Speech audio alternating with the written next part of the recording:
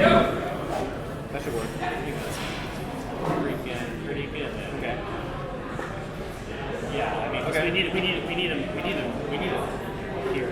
Yeah. Maybe Good start. Alright, so we're just gonna do little things, but I think for the starters, we've been talking to the camera. Yeah. Think of me as like the question asker producer guy. Sure. Yeah. But, Dude, this is great. Yeah, the idea that we're trying to do here is like Dan's got a bunch of B-roll.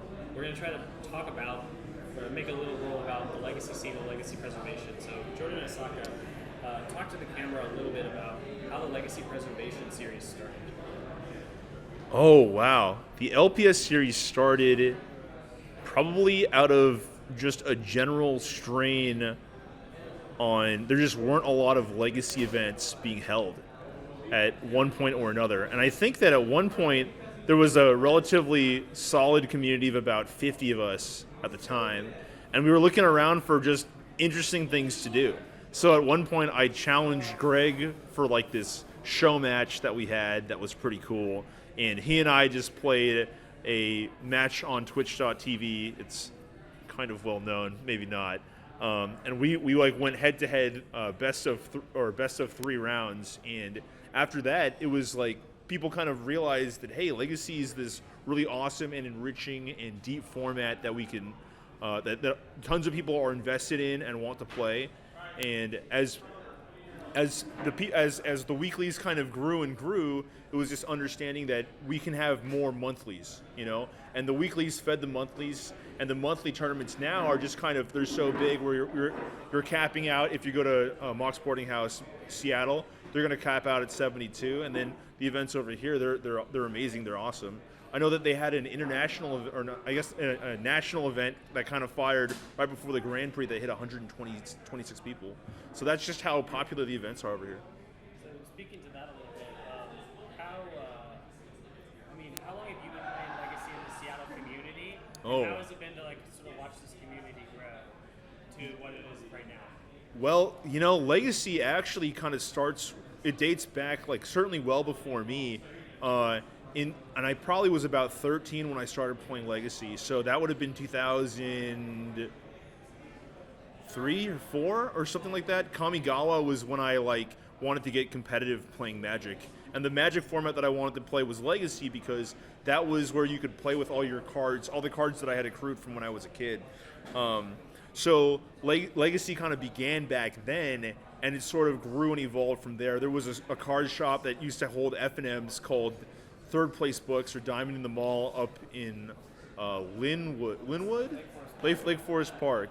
Yeah, and that was kind of where Legacy sort of began, the first place that had weeklies. And after that, it sort of expanded and grew into, when Card Kingdom first came around in 2011, I think, 2010, was really when they used to have weeklies that would fire, and people from all over the place would come and play, but for the longest time, they would have between 12 and 16 players. It was relatively small, and then eventually they had monthlies for a little while. They used to have tournaments. They used to have tournaments for dual lands and stuff. Like, that was really cool. There used to be a huge scene of players that would play up at these. I think they were like once every 3 or 4 months, where first prize was for like 4 blue duels and second prize was for like 4 bayous or something like that. And it sounds insane because right now, that's like a used car for first, and it kind of was insane.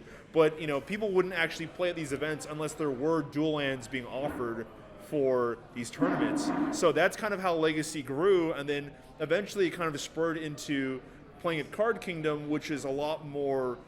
Those tournaments weren't even sanctioned back then, which was kind of crazy. So you could have WotC people play, but now the tournaments are just so well run. They're so fine tuned. You've got, if you want to play any sort of Eternal format, Mondays and Thursdays you can play Legacy, and then every once a month you can play a 6-rounder for a little bit higher stakes. It's a fantastic area to be in if you want to be introduced to Legacy. Like, it's just a really great community, and everybody's always encouraging and trying to get people to play. Talk a little bit more about that. What's your favorite thing about the community?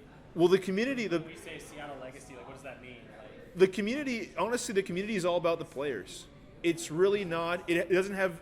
I mean, like obviously, it's nice if you have a nice place to play at. The store. It's imperative that we have a great place to play, and it's also important that we have good people running the events, good tournament coordinators, and great judges, which are certainly all at our fingertips. But the other thing that really makes it is the characters and the personalities that come out of the community. If it wasn't for playing a tournament with 30 of my best friends where we just get to sit down and jaw a little bit and compete, it wouldn't be a good time. And I have a feeling that if I was to play at a PPTQ or an RPTQ or even the Pro Tour, you wouldn't get that same experience. You would have a lot of people that are trying to angle you, and it's just that's not really, in my opinion, what Magic's about. And it's nice to go out and to compete and to try hard and to play as well as you can. But it's also nice to know that at the end of the day, no one's trying to cheat, man. Like it's a format where everyone's just trying to play their best and have a cool take on the format and try to get edges like that. So it's a great community and it's a good time to play. And then lastly, like sort of more speaking towards the format side of things, like what do you enjoy the most about playing Legacy as a format compared to all other ways to play Magic? Yeah, I think Legacy is probably the perfect marriage between being able to do, just having a lot of choices on what you want to do, and also still being relatively accessible to players. Vintage, if you look, both above and below the spectrum, right? Modern seems to be kind of restrictive in terms of being able to play. You can play a lot of different decks, but a lot of times those matchups are kind of hinging on your sideboard cards. Those cards are a lot more powerful and teams seem to sway the matchup quite a bit. Vintage is just, it's its whole other animal. If you understand it, you'll understand what I'm talking about. It's a format that's based off of individual pillars, and those pillars are just very firmly entrenched in the decks that you can play. Legacy is one of those formats that is actually very flexible, and the type of decks that come in and out of the format vary greatly on if you want to play them or not. Just the popularity of those decks. And on top of that, just the viability, if you're able to attack a meta or attack a specific type of deck, you can play almost just about anything and have it to be relatively powerful.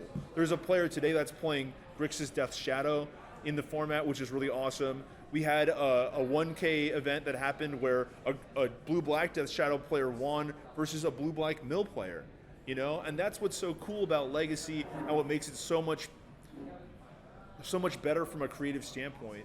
You can design your decks, you can think outside the box, and ultimately, if you play well and if you play well and you get a little lucky, you can win one of these things. So that's why it's the best, man. That's why I love it. I'm super passionate about it. Dude, It's awesome. me too. Yeah. It's like kind of what we're hoping to put together. We're trying to project your enthusiasm out into the world, right? Oh, I appreciate that, man. Dude, it's a good time. Embodies the scene. It's really special. And I think the other side of it is when you the other side for Magic is that Magic is a form just the game. It's been around for a long time, and you think of I think the South Park episode kind of encompasses this idea a little bit, where it's people that are kind of they're not really good at speaking and stuff, and they have a tough time doing social interaction, and they're just kind of playing a game and acknowledging each other. I saw one of those Hearthstone fireside gatherings where they were all just looking at their phone, because that's how you play Hearthstone. You just look at your phone, and then you can do one of 6 emotes.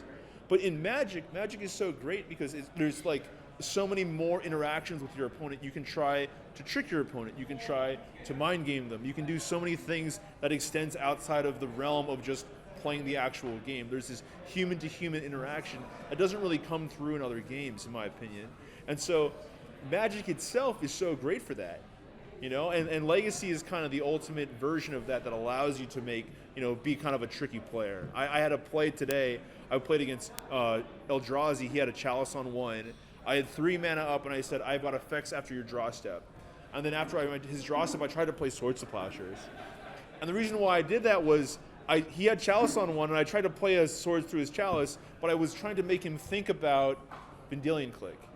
So I was making him think that I was going to play a Vendilion Click, but I was actually playing a swords, which I knew if he caught the trigger, he wasn't going to resolve. So.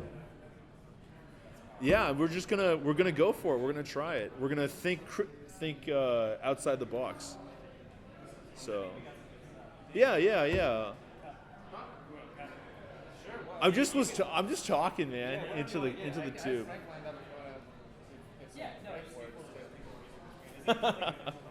No, super easy. Yeah, we just leave it wrong. Yeah, and then that way, well, also if we cut right now, like think of 5 it'll be a little easier to track.